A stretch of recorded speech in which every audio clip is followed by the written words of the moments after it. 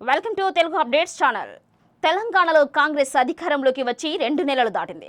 6 గ్యారంటీల అమలు హామీతో అసెంబ్లీ ఎన్నికల్లో విజయం సాధించిన హస్తం పార్టీ వచ్చి రాగానే 2 హామీలను అమలు చేస్తున్నట్లు ప్రకటించింది. అయితే అన్ని హామీలను 100 రోజుల్లో అమలు చేస్తామని సీఎం రేవంత్ రెడ్డి పదే పదే ప్రకటిస్తూ వస్తూ ఉన్నారు. ఆలోపు 6 గ్యారంటీల అమలు సాధ్యమేనా? 2 నెలల్లో కాంగ్రెస్ ప్రభుత్వం చేసింది ఏంటి? 10 ఏళ్ల సుదీర్ఘ విరామం తర్వాత కాంగ్రెస్ పార్టీ తెలంగాణలో అధికారం చేజిక్కించుకుంది. డిసెంబర్ 7న ముఖ్యమంత్రిగా రేవంత్ రెడ్డి ప్రమాణ స్వీకారం చేశారు. మొత్తం 11 మంది మంత్రులతో కొత్త ప్రభుత్వం కొలువు తీరింది. వచ్చి రాగానే 2 హామీలను అమలు చేశామని రేవంత్ రెడ్డి సర్కార్ ఇక గొప్పగా ప్రకటించుకుంది. ఆర్టీసీ బస్సుల్లో మహిళలకు ఉచిత రవాణా సౌకర్యం కల్పించడంతో పాటు రాజీవ్ ఆరోగ్యశ్రీ కింద వైద్య ఖర్చుల పరిమితిని 10 లక్షల వరకు పెంచింది. మొత్తం 6 గ్యారంటీలను 100 రోజుల్లో అమలు చేయనున్నట్లు ప్రకటించింది. రాష్ట్రంలో కాంగ్రెస్ ప్రభుత్వం ఏర్పడి 2 నెలలు గడిచిపోయింది. ఇంకా ఆ 2 హామీల విషయాన్ని కాంగ్రెస్ ప్రభుత్వం పదే పదే చెప్పుకుంటుందని విపక్ష బీఆర్ఎస్ నేతలు ఏకిపారేస్తూ ఉన్నారు. మిగిలిన హామీల అమలు ఎప్పుడు అంటూ ప్రశ్నల వర్షం కురిపిస్తూనే ఉన్నారు. మరో 2 హామీలపై ప్రస్తుతం రేవంత్ రెడ్డి సర్కార్ దృష్టి సారించింది. 200 యూనిట్ల ఫ్రీ కరెంటు, 500 రూపాయలకే గ్యాస్ సిలిండర్ అమలు చేసేందుకు సిద్ధమవుతున్న కాంగ్రెస్ సర్కార్కు ఎన్నో సవాళ్లు ఎదురవుతూ ఉన్నాయి.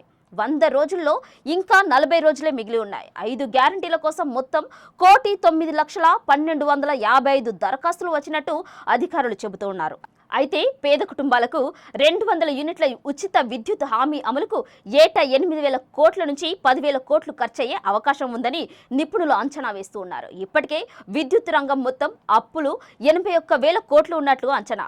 ఇప్పుడు ఈ పథకం అమలుతో ప్రభుత్వంపై మరింత భారం పడనుంది. ఇక ఇలా ఉంటే మొత్తం 6 గ్యారంటీల అమలుకు 90,000 కోట్లు అవసరమని నిపుణులు చెబుతూ ఉన్నారు. మహాలక్ష్మి పథకం కింద ప్రతి నెల మహిళలకు 2,500 రూపాయలు ఇవ్వాల్సి ఉంది. దీనికి దాదాపు 10,000 కోట్లు, ఉచిత బస్సు ప్రయాణానికి ఏటా 2,500 కోట్లు అవసరమవుతాయని అంచనా వేస్తూ ఉన్నారు. 500కే గ్యాస్ సిలిండర్ పథకాన్ని 3,500 కోట్లు అవసరమని నిపుణులు లెక్కలు కడుతూ ఉన్నారు.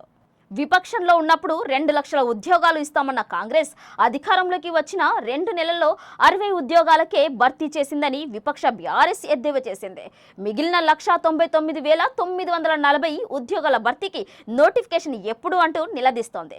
తాము పరీక్షలు నిర్వహిస్తే గ్రూప్ 1 ఉద్యోగాలు దక్కిన వారికి రేవంత్ రెడ్డి నియామక పత్రాలు మాత్రమే ఇచ్చిందని ఎద్దేవా చేసింది.